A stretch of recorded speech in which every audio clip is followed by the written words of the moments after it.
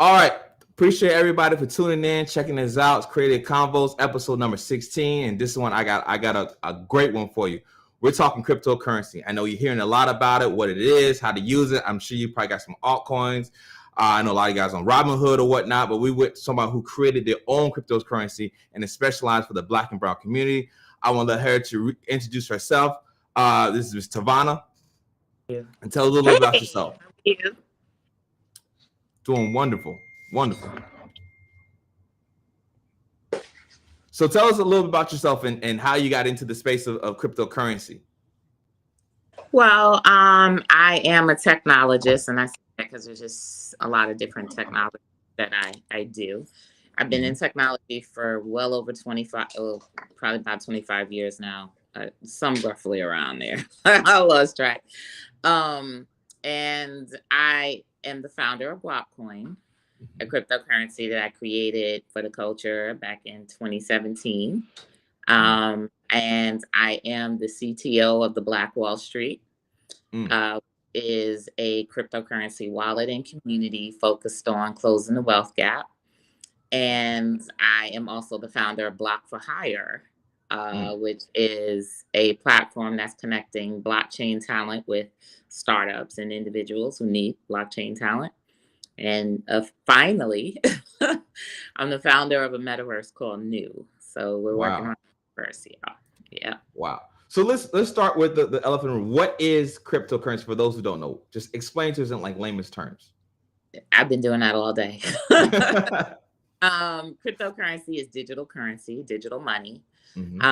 And what is so unique about it, because there's been digital tokens and digital, money in the past. But what is so unique about cryptocurrency is that for the most part, it's decentralized, meaning that it is not a currency that is issued by your bank or your government. It is a digital currency that is essentially software based.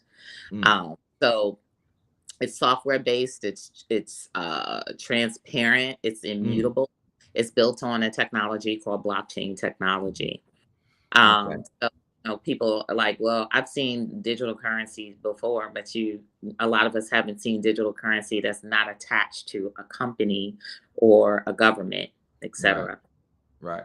And can you explain how it benefits the Black and Brown community? Can you go into details on that? Ooh, so many ways. Hold on one second. Oh, no worries.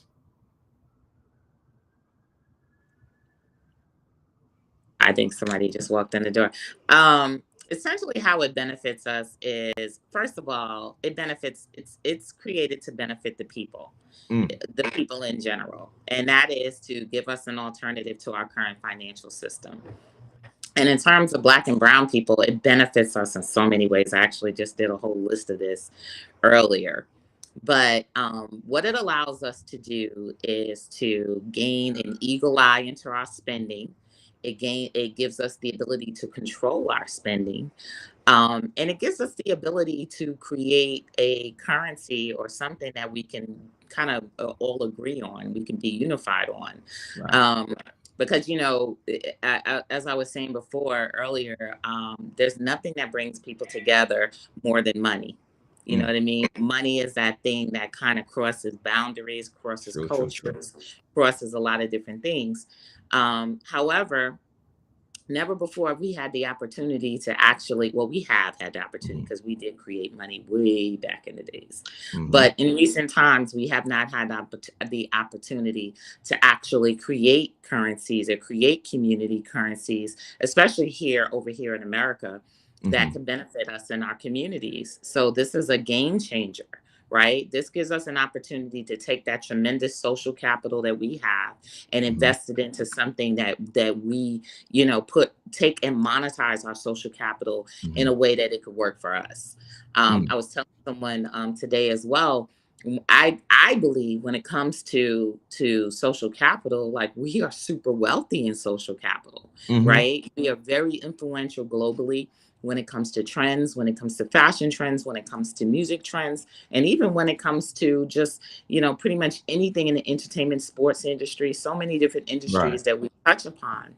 However, with usually the ones that are generating the social capital, but we're not benefiting wholly from it. Our communities are not benefiting from it. Right. But this gives us an opportunity to take our social capital and impact our communities in a way where we all can benefit from it.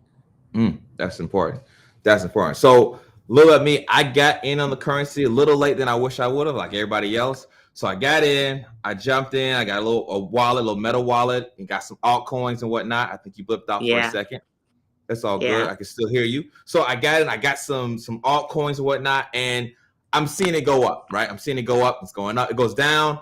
So people say buy the dip. So I buy the dip and it goes up, right? I think I'm up maybe a couple 1,000% of what I initially invested, right? So I'm a huge believer in these coins, right? I know you have the dominant coins, some of the dominant coins, and you have the altcoins. I know the altcoins are a little they're upstart, but the growth potential is like way higher. Yeah, you know what I mean? So I wish I would have gotten Bitcoin early, but I'm seeing the potential of the growth of this, right? And I think what you're doing is amazing. That the fact that we have, the name, let's take kicks in the name, Guapcoin, Guap. I knew exactly what it was when I seen it, and I was like, man, that's an amazing name. I think the market behind it is excellent, and I feel like it's like you said, it's so important that our communities get a chance to not necessarily be in the passenger seat, but in being the driver's seat when it comes to our economics. Especially with, as the youth get older, I think they invest in some of these coins. Unlike, I think it's a very interesting time that we in, right, with money, right? I think I heard a conversation the other day, or was talking about where how these new Bitcoins in Russia and how that is playing a huge part in it. Can you speak on that? Well, I think one of the things that is very interesting about this war in general is that it's highlighting the real use case of cryptocurrency. That's using it as money, as a what do you call it? Legal tender, using it as legal tender, right? And that's something that I've been teaching since day one. You have to view this as legal tender. Don't view this as a quote unquote investment or stock or something like that, because that's what Wall Street wanted people to do. Wall Street got involved in this and turned it into a circus. You know what I mean? And that circus is, let me get in and make money, and how much money can I make, and blah, blah, blah. Instead of the whole idea that we as a people have an opportunity to actually create a currency, create money, which is way more powerful than individuals, making a profit off of trading, these currencies and et cetera. So this is something that we've been pushing very hard, and we want the community to know, because the community is very, when it comes to cryptocurrency, is very misled in terms of the power and what it really offers. There have been many times when I've seen conversations on Twitter, where, people in our community would talk about, well, I'm not getting involved in that. This is like a gamble, and they're gambling money, or, investment stocks or whatever. But they don't understand that currently right now we are about to switch over to a totally 100% digital economy, digital currency, right? They have no idea that the life that they knew that involved fiat currency, that involved paper money is just about dead. They have no idea. And I really hate that we're the last to show up to the party, because then we wind up being the mouthpieces for other people, for other interests. You know what I mean? And we don't get in early enough to be the mouthpiece for our own interests. Right. I mean, it's crazy when you look at currency in general, like from the early days when it was the gold standard, right? No, before that, I would say people were trading items. I traded some fish for some rice. And then we actually start picking up metal items like silver and then gold. And from that, it went to the paper items. Like, oh, this is backed by the government. This is legit. I mean, before the paper, they stamped the gold, right? And then they went to the paper, right? And then even to the paper, when I was growing up, was all paper currency. And then we went, digital with debit cards and credit cards. So I haven't really touched cash in so long, to be honest with you. I haven't really touched cash. It's all just numbers in my account. And then from that we go. I feel like we're going more into the digital with the cryptocurrency. But it's interesting to watch how currency kind of changes over time. And I'm seeing the cryptocurrency playing showing up in games. You know what I mean? I'm seeing it showing up in so many different aspects of our life. And honestly, it's a lot easier to maneuver online than traditional. Because I remember the early days of buying things online where you had to send money to a place and they'll do the exchange there and they will send you the item. Right? These are early days until the credit cards became way more established and debit cards became more established. And then I remember there was an uncomfort level with purchasing things online. I think that is in the last couple of years, I think people are way more comfortable. Because I remember trying to get somebody into eBay before the Amazon era, just get people comfortable with spending. But it's like, I don't put my credit card online. It's going to be a scam. But I think what Amazon did was provide that level of comfortability to people so they can be like, oh, well, I feel comfortable purchasing. And then it stored your credit card information. You know what I mean? The transaction was so smooth and so seamless. Now people are it's crazy. Now people are purchasing way more online than in traditional retail spaces. So it's so interesting to watch. In my little lifetime, I've seen currency just change over time. And this new wave of cryptocurrency coming in, it's crazy to see. I wouldn't say it's the final wave because I don't know what the metaverse necessarily entail. And I want to get you mentioned something about metaverse, and I'm a big lover of the metaverse. So let's jump to it now. You said something about new in the metaverse. Can you explain more about that, please? Well, about a little over about 2 years ago, I launched a social network called New, and that was supposed to be just the beta of the longer term plan, which was to launch this metaverse community called New, this metaverse world. So currently we're building and we're getting ready to launch the first phase of it.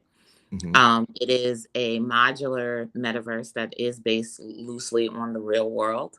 So we have, and then we don't just have VR virtual experiences. We'll also have AR and real world experiences like offline, et cetera, because we want to marry the virtual experience with the reality of, the real experience as well. But we will be bringing modern experiences, but also past experiences. So imagine being able to go in the Cotton Club in Harlem and go back and be able to experience that. That's our vision for this metaverse. And it's largely centered around urban areas that are very popular to us. So we know these cities that will be in our metaverse. I'm currently partnered with a very, very, very high-end VR software development agency. So this is big. This is Awesome. It's something we've been working on for a while now. Wow, you're fully in the digital verse, right? So what? Oh, yeah, I'm 100% geek. Okay. I was in the Horizons beta program, working on Worlds and Horizon and stuff like that. I mean, I've been building stuff like this for years. Wow, that's amazing. My first touch on the metaverse was I had this, I'm a creative, so I had this project where I had to do an AR piece. And it was about maybe 7-8 years ago. So I had to do this AR piece, and it was very interesting. And we, was in this focal room and how we can use this AR, but it was like an ad, and we put the AR glasses on, and you'll watch the ad animate. But from then, it was like the mind started going off the capabilities of what if AR really takes off, or VR really takes off. I was more interested in the AR aspect of it because I feel like, to me, the internet does this, right? From where I lived at. First, watching the internet come from zero to being on your dial up, right? And dial in, right? And then I seen it get social with AOL. We had like chat rooms and whatnot, right? So it was static. And then I seen the internet go from phase 2 in my mind was when it went mobile, right? It was in your pocket. You know what I mean? You can carry the internet with. Before you had to go home and dial up, but now you can carry the internet with you. And I feel like the third phase, the way I see it, is the internet. You immerse yourself into the internet. And you walk into the internet. No longer you carry it in your pocket. And I feel like that's a very interesting part because you're no longer logging on and logging off. It stays within you. So it's what you're talking about. Well, going to the Cotton Club. I think that would be an amazing experience, right? An amazing experience. Even if you did the AR version where you got outfits on, you're seeing bartenders and people from the old, or the VR experience was fully immersive. I think that is amazing. I would love to be to come in. You know what I mean? Just come in and check out the juke joint. But can you explain? I seen something on your website called the master node. I'm not familiar with what is a master node. Well, we have something called master nodes, and what they do is these are super nodes. Like every wallet that connects to the blockchain is a node, right? But then you have nodes that perform special functions like make transactions faster, Okay. instant transactions, etc. And these are called master nodes because they do more.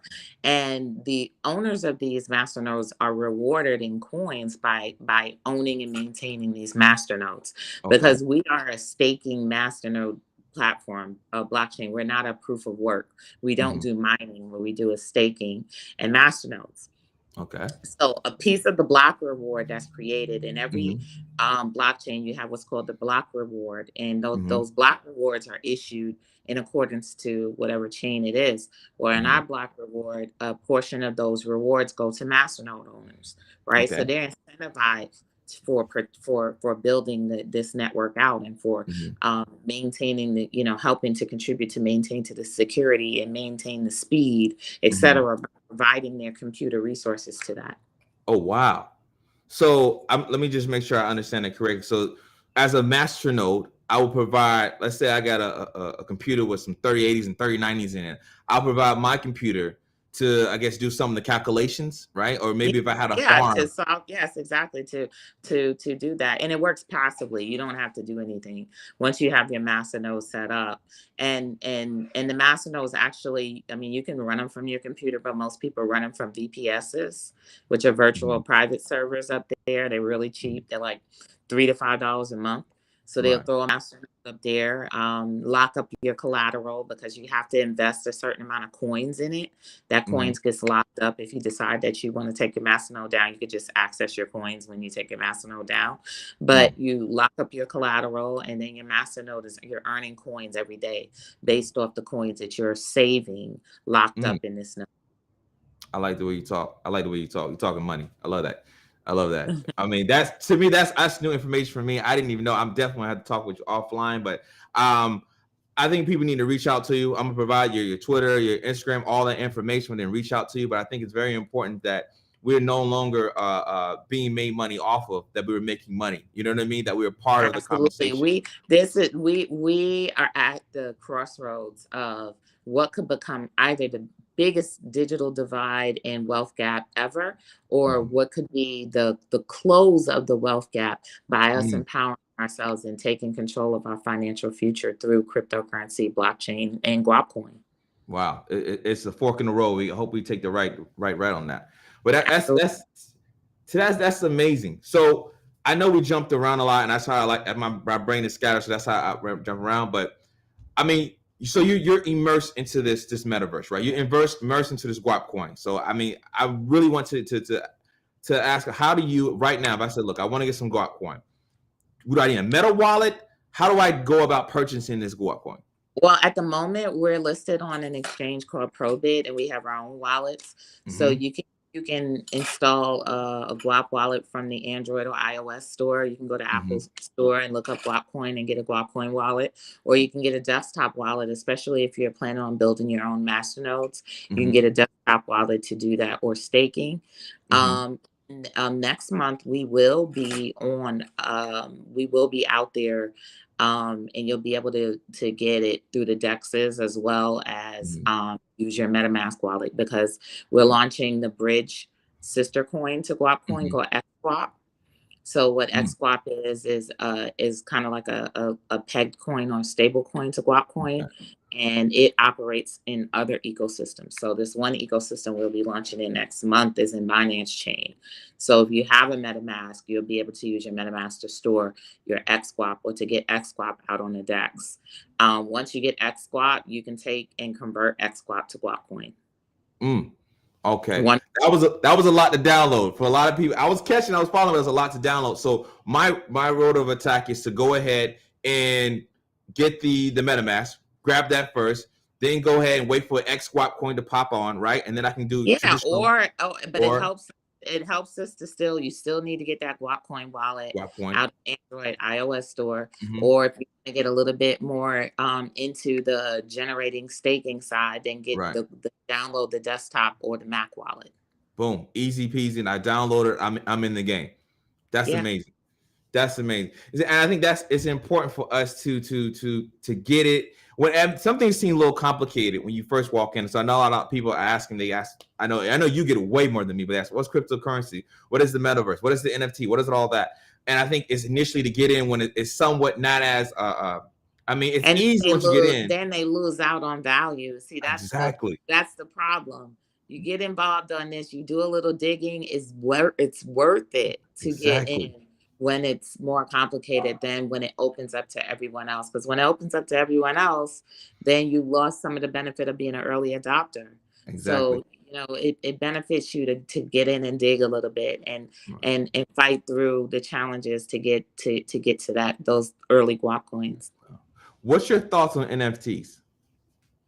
NFTs are, I think that they're one of those things that have exposed and brought more people into the blockchain world that may not be paying attention as soon.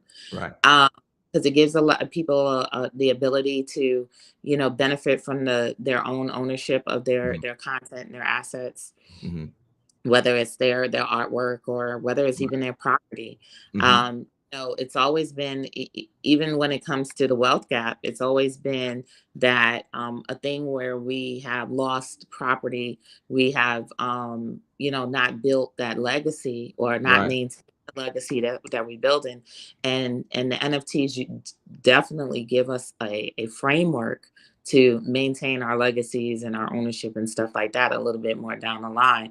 I know people are really bullish about NFTs when they see these crazy NFTs selling for a lot.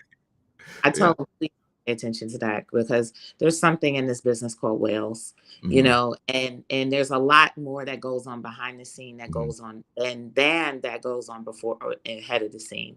Right. If you're going to get involved in the NFT world, be prepared to, grind every day, be prepared to do a lot of marketing, a lot of promotion. It's just almost like having your own album, or out indie music. You got to push. One of my favorites is a young girl named Nyla. She was actually in Time magazine, and she actually did an NFT of me as well. Wow. But at 11 years old, she was pushing her NFT line, and she's now I think maybe it's been about 2 years, and she made $4 million by now. Wow. NFTs. Wow. Right. And but I seen Nyla work. I mean, she works every day. Wow. Whether she's doing her art, whether she's promoting NFTs for other people, other kids. She's pushing them, and she caught the attention of Paris Hilton and some other people. And when you catch the attention of some people, they will push you, and help you as well. But it's a grind. It's really it's an epic grind, just like everything else. So don't get in it and don't get discouraged if you get in and it's not bringing you some instant gain. Right. I mean, I have a friend of mine, Winbush. I have a friend of mine, Chris Lee. They're both interested. Huge. They've been talking to me every day. And when you do creative, it's like when I do digital creative, something right there is budging up against me. So I dabble in it myself. But I want to get into the Black Wall Street. Tell me, because the history of Black Wall Street is amazing, and then it's had that traumatic ending. So I want you to tell me, what are you guys doing with the Black Wall Street? What is that all about? Well, Hill Harper, actor and philanthropist, is the founder of Black Wall Street. He's the CEO. And his mission has been to, do whatever he could to work on closing the wealth gap in the Black community. Right. That's, first and foremost. And this is built off the premise of if we can build great institutions like Black Wall Street, we can build it again. Let's take advantage of the digital world now. Let's take advantage of digital currency, and let's build build these marketplaces. And even more important, let's circulate this money amongst our community everywhere it is, right? So the heart of the Black Wall Street is we do have a wallet, so you can download the Black Wall Street wallet, and you can do things like dollar cost average, Bitcoin. Very soon you'll be able to use Guapcoin in there as well. Right now, I came on board quite recently. So, it was really built around Bitcoin, but it was always his dream to integrate Black projects in it as well and have a diverse marketplace. of currencies in this app. So that's what we're working towards now. We're also working towards a community. We're getting ready to launch a community aspect of it as well. Social platform, etc. Educate the people about crypto, about this new economy. Right. That's amazing. I definitely got to tap in with that. Here's my question. I feel like you're at the forefront of what's going happening digitally, right? How do you see? I always like to prophesize about the future. How do you see this new era? Like we're popping into, like everything plays a factor. Whether it be war, whether it be peace, whether it be games, whether it be art, whether it be music, everything is issuing into this new world, right? It's kind of like when the internet first popped, right? So everything's entered this whole digital currency world. What do you see? What do you see us in like 25 years? What do you imagine our normality would be? I imagine a world of money, and different currencies that represent different cultures, different movements, everything. You know what I mean? And because think about it, us moving to the metaverse, it extends our world beyond boundaries, right? So we're going to be dealing with individuals and groups of people that we may have never dealt with before. We might wind up trading directly with an Aboriginal group or tribe in another country, because these people have been producing things for years and producing whether it's shipping out food or whatever their native their native markets are, but they have benefiting from them. There's always middlemen that take the lion's share of the profits of these things and give very little to the people. But blockchain and cryptocurrency and Guapcoin disrupts that. So now you give people tools and the opportunity to fully capitalize off of what they make. It's not necessarily that capitalism is evil. It's the people who are greedy in capitalism that are evil. You know what I mean? We've had mercantile trade since the dawn of time. This is not anything new. But now we have the opportunity to disrupt it, get rid of the middleman, get rid of the banking system, the Federal Reserve, any of these industries that suppress our power, our financial power, and our ability to transact with one another, one-to-one, peer-to-peer. So it's incredible. So literally the next decades, we could see the rise of groups of people, countries, civilizations, and whatever that exists beyond boundaries. There are definitely going to be virtual countries. Imagine creating a virtual country in your own living room. You know what I mean? That's and you have that country, and you have your own economy, and you have your own currency, and and you have your products and services that you offer through that country. So it's going to be like that. Absolutely. I think it's crazy because I heard read an article maybe a couple weeks ago, and it was talking about with satellite internet coming out, right? Which doesn't seem, the speeds are not really fast, whatever, but the satellite provide essentially internet into the entire world, right? And so you have people in third world countries who don't have access to education, and we know the internet is the best source of education, right? It provides so much information. So a lot of people who just have a cell phone, now they have a cell phone, and then they have currency. Essentially, they can bring themselves out. You know what I mean? They can build themselves off the poverty they're in. So I feel like when you add that plus that cryptocurrency, I think the world, like you said, they can have their own country within. They may live in a third world country, they may own a first world country. So I think that is just mind-boggling, whether the capabilities of things to go in the future. And I'm seeing people adapting at a young age. And I was on your Twitter, I was stalking your Twitter, and you was mentioning that your child was on Roblox. I keep hearing so much about that.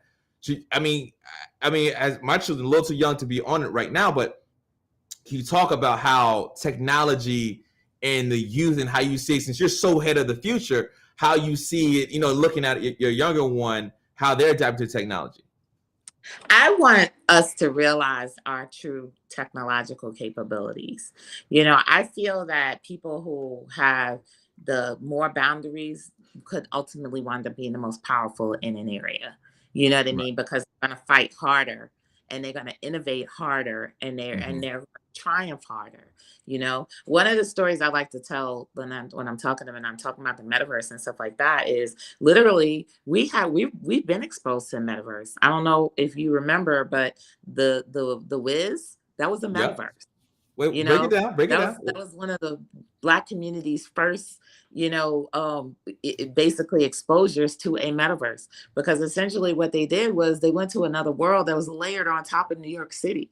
You Wow, know, it's true. so they had a whole nother world. They had New York City painted as a whole nother world, and it was real, and it seemed real. And I look back at that and I was like, that's a metaverse. It That's is. the That best is. interpretation of a metaverse that you can possibly tell people who have no idea what it is. That is a VR experience. She did block out. She woke up in the VR world. You're 100%, 1,000% correct. That is metaverse. Certain parts I want to visit, certain parts I don't. But that is essentially a metaverse. I feel like we've been walking. I feel like some things. I remember when I was young, people talk about computers being the future, and I feel like you get to a certain point where the question goes, if it, then it's inevitable, right? I feel like we're now at the part where this digital wave is gonna hit us.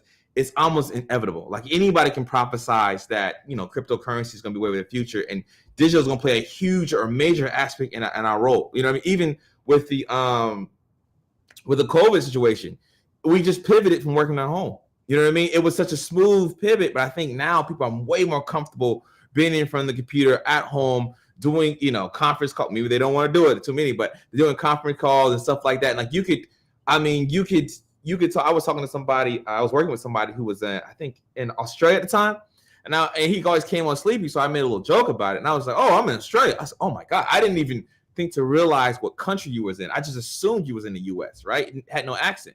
So it's so crazy how technology has brought us so closer together.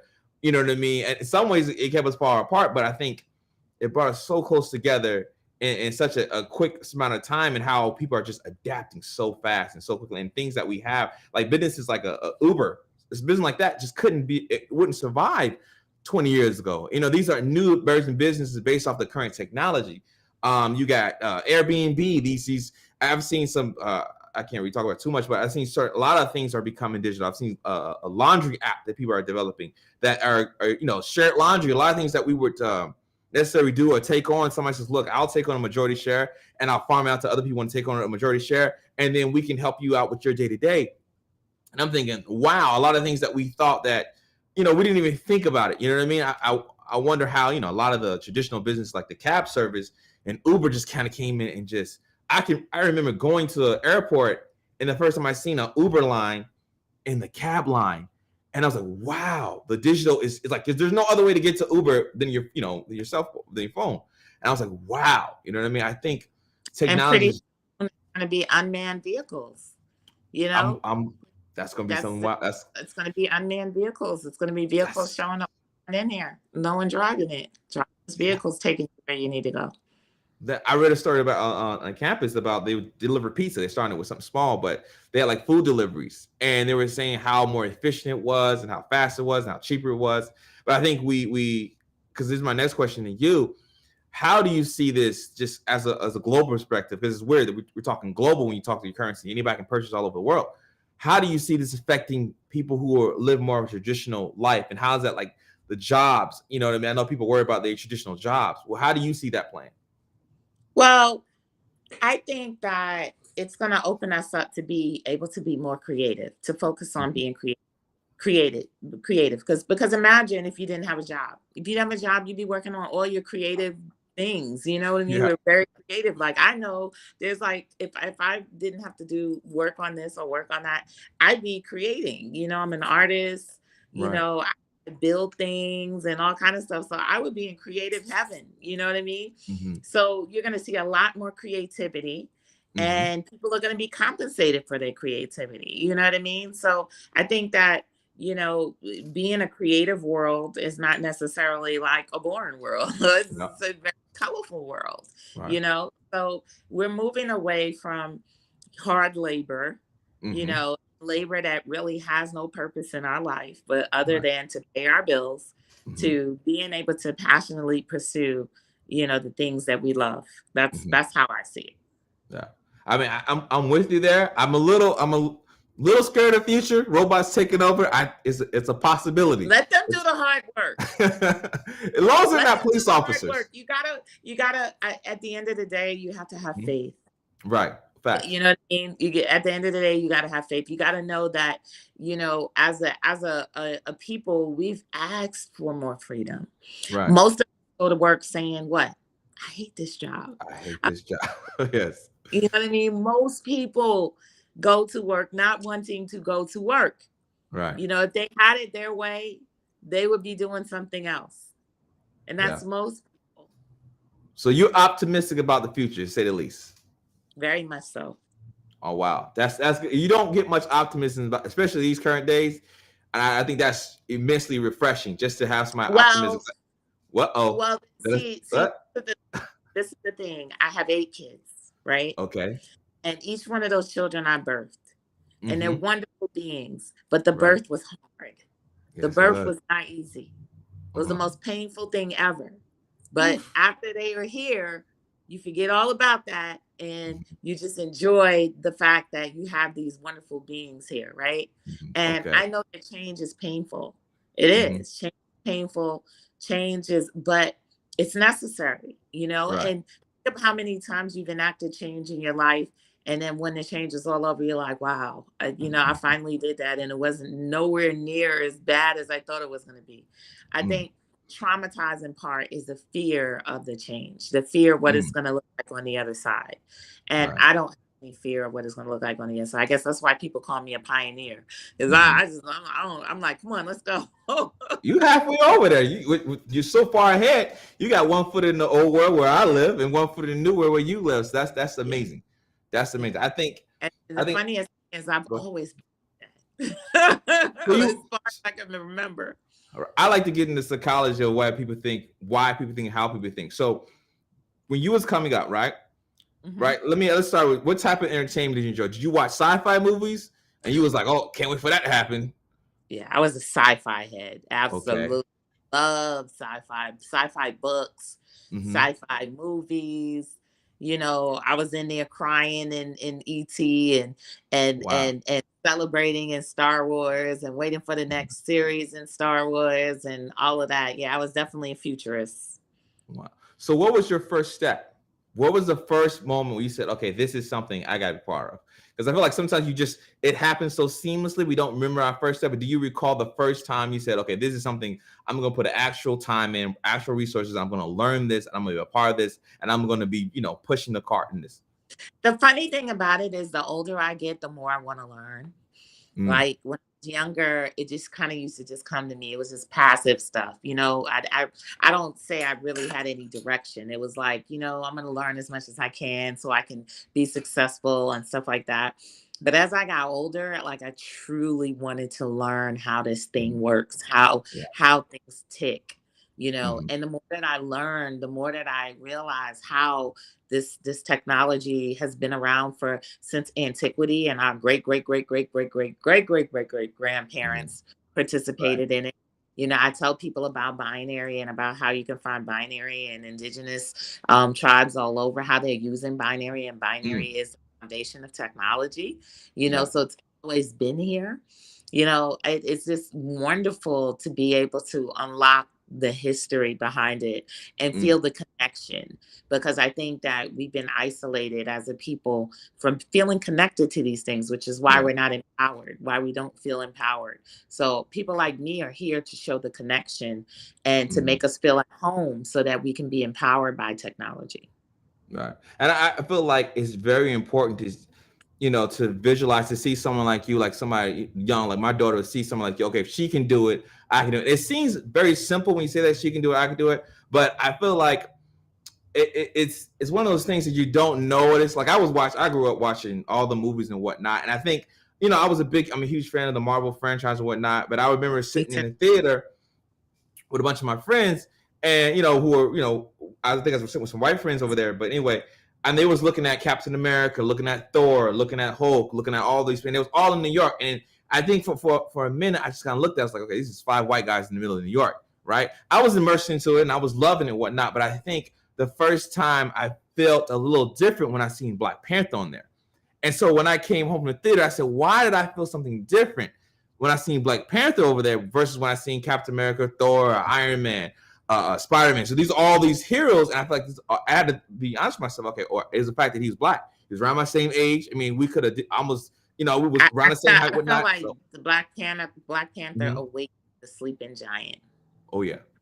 Oh yeah, I feel like it was funny that we've never seen ourselves in that huge stage with that much lights and have. So I think it's, like you said, open to sleep giant. I think now people are more interested in the cryptocurrency space. They're more interested in the digital version of the future versus being scared of robots gonna take over the world. I think they're more interested and it's more intrigued, I would say.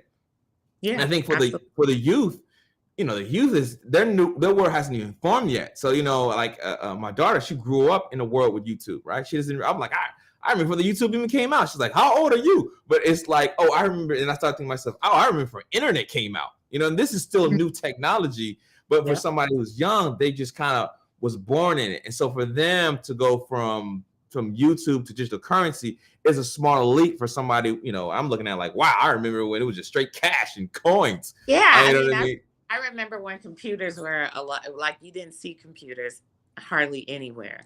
Now Right. everybody had video games. Everybody had Atari 5200. Everybody had Nintendo NES. Everybody had Atari 2600. Okay. Everybody had Commodores, things like that.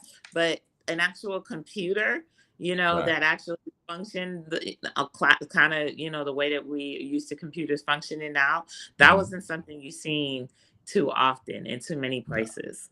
I would So, say yeah, I remember those no, days. And it's crazy that it was so long ago.